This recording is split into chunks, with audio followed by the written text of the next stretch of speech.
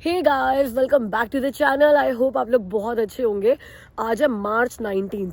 Officially Canada में winters का आखिरी दिन है भाई। आज हम लोग विंटर्स को बाय बाय बोलने वाले हैं और कल स्प्रिंग का वेलकम करने वाले हैं। अभी आज तो मौसम ऐसा लग रहा है कि विंटर जाते जाते ना हमारे को हैप्पी करना चाह रहा है। क्या धूप निकली हुई है, क्या टेम्परेचर हो रहा है, मतलब स्वेटर पहनी हुई है और उसमें भी ना गर्मी लग रही है।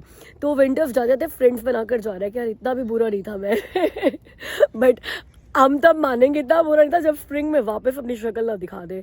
वरना क्या होता है, स्प्रिंग आ जाता है लेकिन बीच में वेदर इतना खराब हो जाता है कि हमें लगता है कि are we really in spring. Hopefully ऐसा नहीं होगा और कल से वेदर बहुत अच्छा हो जाएगा। बाकी वेदर का हाल तो आपको पता चलता ही रहेगा जैसा भी रहेगा। अभी मैं जा रही हूँ लाइब्रेरी। वो कहते हैं ना वॉक द टॉक, बस वही वाला सीन है। जब से एमी को चैलेंज दिया ना कि आपको ग्रेड 3 में जाने से पहले 200 बुक्स पढ़नी है, एक अच्छी चीज़ ये हुई है, दो अच्छी चीज़ें हुई हैं। एक तो वो कि उसने बहुत ज़्यादा बुक्स पढ़नी शुरू कर दी है।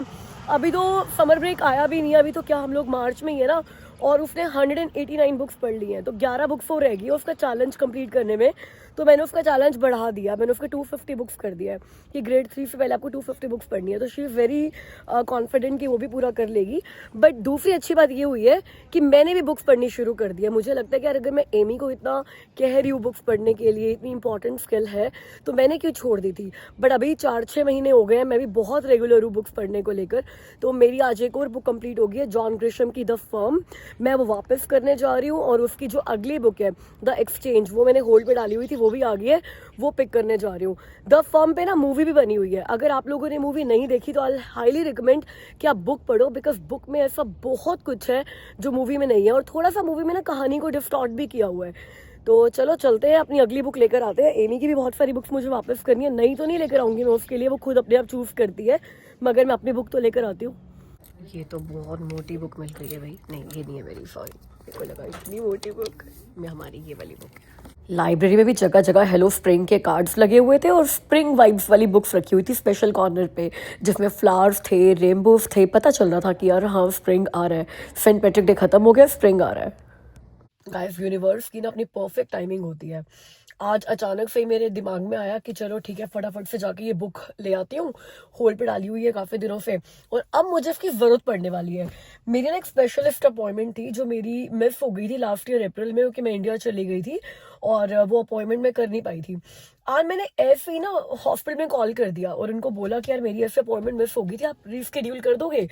और उन्होंने बोला आज उनके पास कैंसिलेशन आई है तो मैं आ सकती हूँ, और अगर मैं आज नहीं आती तो मुझे फिर से 1 साल की वेट करनी पड़ेगी वो अपॉइंटमेंट के लिए। वो 1 साल की वेट इसीलिए कि मैंने पिछले साल वाली अपनी अपॉइंटमेंट मिस कर दी थी। तो मैं अभी डॉक्टर के पास गई थी, तो डॉक्टर ने बोला कि यार करा लो वो टेस्ट भी, अगर आपको अपॉइंटमेंट मिली हुई थी तो मैंने कहा चलो यार कॉल करके पता कर लेते हैं। वरना मुझे लगा था कि यार 1 साल हो गया मैं गई नहीं उस अपॉइंटमेंट पे, इट्स ओके। तो कैसे मैंने आज ही कॉल कर दिया, कैसे उन्होंने आज कॉल पिक भी कर लिया। वरना यार हॉस्पिटल वाले बड़े आराम से कॉल पिक नहीं करते, आप बस उनको वॉइसमेल छोड़ते रहो। और कैसे उनके पास आज ही कैंसिलेशन थी और उन्होंने आज बुला भी लिया। तो मैं जा रही हूँ अपनी उस अपॉइंटमेंट पे। एमी को स्कूल से जल्दी पिक कर लूंगी, मैं आ चुकी एमी को साथ ही लेकर जाऊंगी। और ऑफिस से भी 1 घंटे का ब्रेक ले लिया है। अब अपॉइंटमेंट पे हो सकता है थोड़ा वेट करना पड़े, तो ये बुक मेरे काम आने वाली है। तो ये तो मतलब मैं इतनी खुश हो गई ना कि यार एक टेस्ट जिसको मैं ऐसे इग्नोर करे जा रही थी और मेरी डॉक्टर बोल रही थी करा लो, मुझे अपॉइंटमेंट मिल गई। अब एमी को लेने उसके स्कूल आ गई हूँ, वो भी हैरान हो जाएगी कि आज इतनी जल्दी कैसे उसको मैं लेने आ गई हूँ, क्यों जल्दी जाना पड़ रहा है उसको। और सोचो मुझे ऐसे अपॉइंटमेंट मिली है कि मुझे 1 दिन की भी वेट नहीं करनी पड़ी। मैंने आज कॉल किया उनको रिक्वेस्ट करने के लिए, मुझे आज की मिल गई अपॉइंटमेंट। गाइस, इस बच्चे की हालत देखो। पता है इसने मुझसे पहला क्वेश्चन क्या पूछा है, how can you wear a sweater, it's so hot in here, right. बेटा ठीक है, जैकेट वाला मौसम नहीं है, स्वेटर वाला तो फिर भी है। नहीं है, गर्मियां आ गई, गर्मियां। इसको स्वेटर पहनाई थी हमने, वो देखो पीछे, और उसने पीछे से टांग रखी है। ये तो वो है टैंक टॉप जो इसको हम स्वेटर के नीचे पहनाते हैं। तो मैडम तो उन्हें आज स्कूल में टैंक टॉप में ही घूम रही थी। इतनी गर्मियां आ गई है अभी, और बाल देख क्या बना रखे हैं, कपड़ों की हालत क्या बना रखी है। तुझे मैं ऐसे लेकर जाऊंगी हॉस्पिटल, छी क्या बनकर आई है अभी तू। कोई लड़ाई वड़ाई हो गई थी क्या स्कूल में? गाइस ये देखो, हमें घर आना पड़ गया फिर कपड़े चेंज कराने के लिए, बिकॉज इतने गंदे कपड़े थे। और ये मैडम ने अपना क्या हुलिया बनाया कि ऐसे ही जाएगी क्योंकि आज बहुत गर्मी है एज पर हर। वैसे गर्मी तो है यार, 14 डिग्री टेम्परेचर हो रहा है इस टाइम पर एंड फील्स लाइक मेरे ख्याल से उससे भी ज़्यादा ही है, तो गर्मी तो है। चलो जी चले, पहुंच गए बिल्कुल टाइम से, 20 मिनट्स पहले ही अपॉइंटमेंट के लिए। Wow it was quick. मैं 20 मिनट्स पहले आई थी अपने अपॉइंटमेंट के, बट जो रेस्पिरेटरी टेक्नीशियन थे वो खाली बैठे हुए थे, तो उन्होंने ले ही लिया मुझे तुरंत। मतलब मेरी अपॉइंटमेंट 3:30 की थी, मैं 3:10 पे आ गई थी और 3:10 पे मेरी अपॉइंटमेंट शुरू हो गई। दो उन्होंने कहा था कि 20 मिनट्स लगेंगे, बट टेस्ट पूरा फिनिश होने में 40 मिनट्स लगे। मुझे इस बुक की ज़रूरत पड़ी नहीं, बिकॉज आते ही अपॉइंटमेंट शुरू हो गई और अपॉइंटमेंट ख़त्म हो गया तो हम लोग घर जा रहे हैं। बट चलो हो गया ये काम, जो पिछले 1 साल से रुका हुआ था ये हो गया। गाइस 6:45 हुए हैं। एमी को अभी उसकी जिम्नास्टिक क्लास में छोड़ा है और अमित अभी चले भी नहीं अपने ऑफिस से। मैं डिनर बना कर आई हूँ, एमी को करा के भी आई हूँ, खुद का डिनर भी हो गया है, तो वापस घर जाने का भी कोई खास मोटिवेशन है नहीं। तो मैंने कहा बिल्कुल जिम्नास्टिक क्लास के पास ही था ब्रिक, जैसे एशले भी पास में है, होम सेंटर भी पास में है, विनर्स भी पास है, ओशा सेंटर भी पास है, मगर वो सारी जगह मैं इतनी बार जा चुकी हूँ, ब्रिक एक बार भी नहीं आई। तो मैंने कहा चलो और विंडो शॉपिंग करने ब्रिक चलते हैं, आपको दिखाती हूँ यहाँ पे क्या क्या मिल रहा है और कितने का मिल रहा है।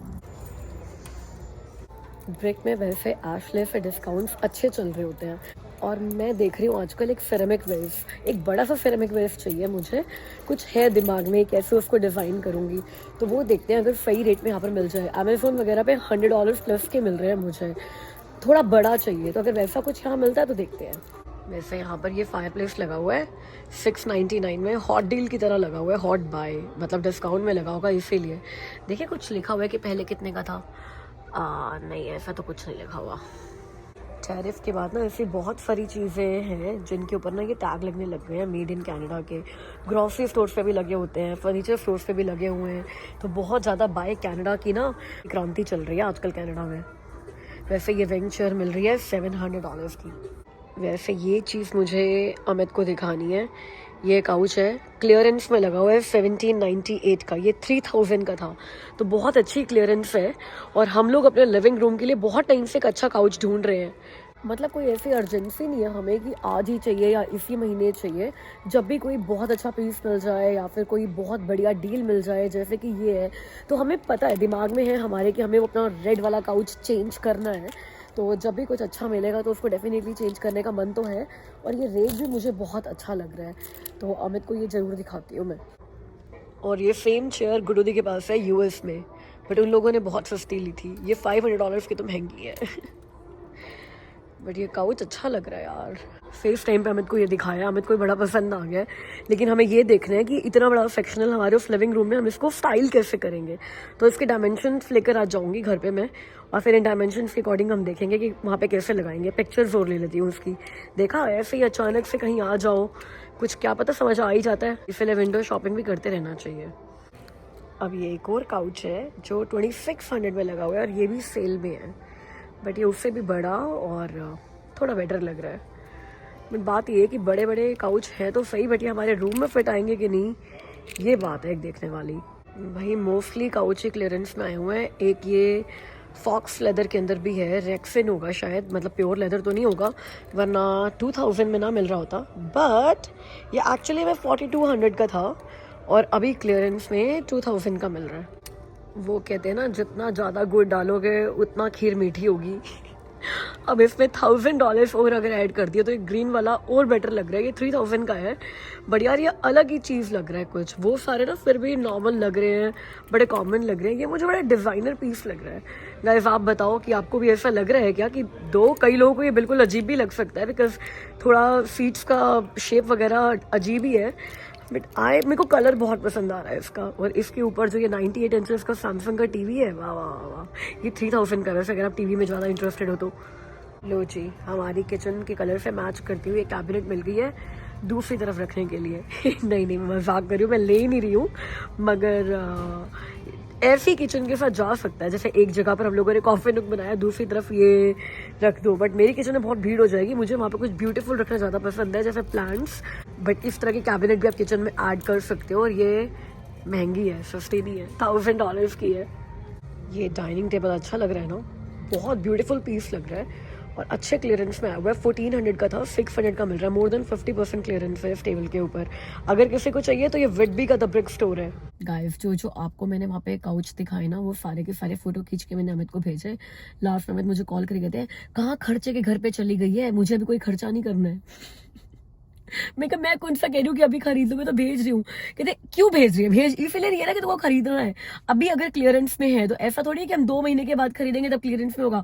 बाहर निकल जा। मैं बाहर निकल गई। चलो अब एमी के पास ही चलते हैं। बढ़िया हुआ मैं अपनी बुक साथ में लेकर आई हूँ। एमी के जिम्नास्टिक के बाहर अपनी गाड़ी लगाते हैं, थोड़ी देर के लिए बुक पढ़ते हैं, फिर थोड़ी देर एमी को जिम्नास्टिक करता हुआ देखेंगे। तब तक अमित भी घर पहुंच जाएंगे, हम लोग भी घर पहुंच जाएंगे। चलो जी, एमी के पास बैठकर एमी को ही जिम्नास्टिक करता हुआ देखते हैं। वैसे एमी को भी ये बहुत पसंद है कि मैं कहीं ना जाऊं और बैठकर बस 2 घंटे इसको ही देखती रहूं और बाद में इसको कॉम्प्लीमेंट करूं कि एमी ये तो आपने बहुत अच्छा किया था, वो तो आपने बहुत अच्छा किया था। और जब इसको पता होता है ना कि मैं देख रही हूँ तो ये कुछ ज़्यादा अच्छा और करने की कोशिश करती है। वैसे एमी को ये जिम्नास्टिक क्लासेस करते हुए अब टाइम भी बहुत ज़्यादा हो गया है। जुलाई में जब इसकी समर वेकेशन शुरू हुई थी लास्ट ईयर, तब हमने इसको समर ब्रेक के लिए इसमें एनरोल कराया था। और उसके बाद सितंबर ऑनवर्ड्स पूरा 1 साल का कोर्स था।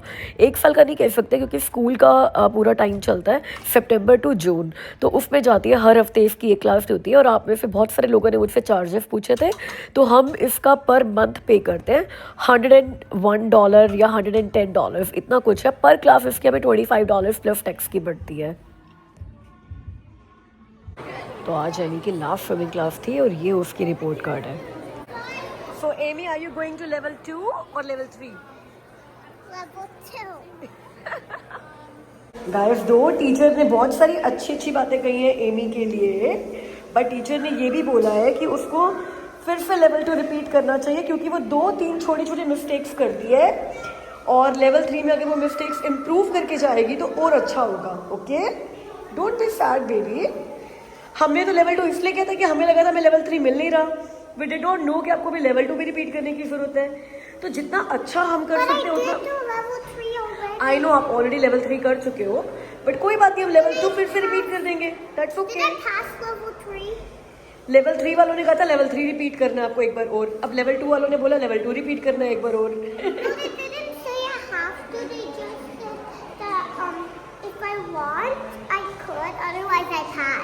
इट्स ओके बाबू। देखो, लर्निंग तो कभी भी वेस्ट नहीं जाती। जितना मर्जी लर्न कर लो उतना बेटर होता है। हमारे पास पूरी जिंदगी पड़ी है सारे लेवल क्लियर करने के लिए। मेरा बाबू। ओके, लाइफ गार्ड अभी से थोड़ी बनना है। लाइफ गार्ड बनने के लिए बहुत साल पड़े हैं। चलो अब जल्दी से शार ले लो, फिर हम चलते हैं, ठीक है? आपके ऊपर ही है। सिर के ऊपर ही है।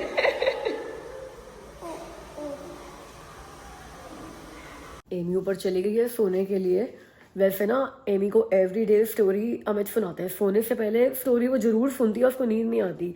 आज मैं सोचूं कि मैं उसको स्टोरी सुनाऊं बिकॉज मुझे पता है कि वो थोड़ी सी सैड है कि वो लेवल 3 में नहीं जा पा रही अपनी जान में। तो उसको ये लगता था कि वो लेवल 4 के लायक है, लेवल 2 में तो इसलिए जा रही है कि हमें लेवल 3 मिला नहीं, जबकि वो सच्चाई भी थी। उम्मीद तो मुझे भी नहीं थी कि उसको लेवल 2 रिपीट करने के लिए बोलेंगे। तो उसको आज कोई मोटिवेशन वाली, पॉजिटिविटी वाली, success hidden in some failure, वो वाली स्टोरी सुनानी पड़ेगी। तो कुछ मेकअप करना पड़ेगा। तो चलते हैं, अब एमी को सुलाते हैं। बाबू, इतने अंधेरे में बुक क्यों पढ़ रहे हो बेटा? हाँ, मैं यहाँ से इस बुक में से स्टोरी सुनानी है। मैं कुछ अपने आप सुनाऊँ आपको आज एक अच्छी सी स्टोरी, बहुत अच्छी सी। It won't have pictures. आप इमेजिन कर लेना पिक्चर्स। अच्छा, पहले इतने सैड क्यों, मुझे ये बताओ। I want to get lifeguard certificate, but if I can't even do level 2 when I already passed level 3, how am I gonna do it? आप लाइफ गार्ड का सर्टिफिकेट भी लोगे, लेवल 2 भी क्लियर करोगे, लेवल 3 भी क्लियर करोगे, level 4 भी clear करोगे, सब कुछ क्लियर करोगे बाबू। It's okay, it's life, it happens. आपको आज उसी के ऊपर एक स्टोरी सुनाऊं? You would love it. I know you would love it. It's okay Babu, cheer up. चलो सबको स्माइल करके दिखाओ पहले। आप क्या कहते हो? It's okay. Mamma, it doesn't matter. What matters is that we play. ऐसे कहते हो ना आप? Which level you are in, it doesn't matter. The thing which matters is that you still swim. Right? Right? Happy, smiley smiley, smile करके दिखाओ। ओ मेरा baby. मैं अम्मी को फुला रही थी और ऐसा लग रहा था जैसे ना भूकंप आ गया, सब कुछ इतनी जोर जोर से मतलब हिल रहा था, घर के अंदर नहीं घर के बाहर। इतनी तेज हवा कि मुझे वेदर ऐप खोलनी पड़ेगी चेक करने के लिए कि भैया कितनी विंड चल रही है। गाइस आज है 20 मार्च, स्प्रिंग का पहला दिन है, first day of spring. Last day of winter तो बहुत बढ़िया गया था। टेम्परेचर हमारे यहाँ विडबी में तो 17 डिग्री था, फील्स लाइक 20 था, मगर वॉन में बता रहे हैं कि 20 डिग्री था। हैमिल्टन तक एरिया में, हैमिल्टन में ना बर्फ कम पड़ती है, नायग्रा में बर्फ कम पड़ती है, वहां पे 22 डिग्री तक चला गया था टेम्परेचर। तो विंटर तो जाते जाते बहुत ही बढ़िया गया है भाई, सारे पाप धो गए हैं अपने। मगर स्प्रिंग का पहला दिन ऐसे कि विंड है 65 किलोमीटर पर आवर। बाहर अमित निकले हुए हैं, मैंने क्योंकि गेट खुला हुआ है अभी, नीचे अमित इधर सिर्फ देखते हैं भाई इतनी ठंड में क्या करने गए हैं बाहर। हवा देखो आप, आवाज सुन रहे हो? हवा की आवाज नहीं सुन रहे तो ये पेड़ देख लो कैसे हिल रहा है।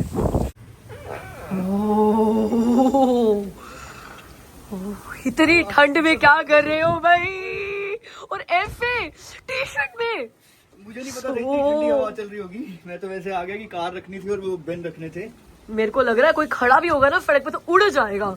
कल एमी मुझे कह रही थी कि उसको उड़ना है, कहती अगर मैं नकली पंख लगा लूंगी तो मैं उड़ जाऊंगी। मैंने कहा नहीं उड़ सकती। मैं हाउस को बोलती हूँ अब खड़ी होगी तो पक्का उड़ जाएगी। बहुत ठंड थी यार। मतलब हो क्या रहा है, एक दिन टेम्परेचर जाता है 21 डिग्री, कल 21 डिग्री था।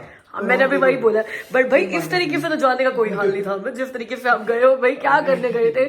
मैं गया था बिन रखने और कार रखने तुम्हारी, और मैंने एक्सपेक्ट नहीं किया था इतनी हवा चल रही होगी। तो कुछ भी रखे बिना अंदर आए हो ना?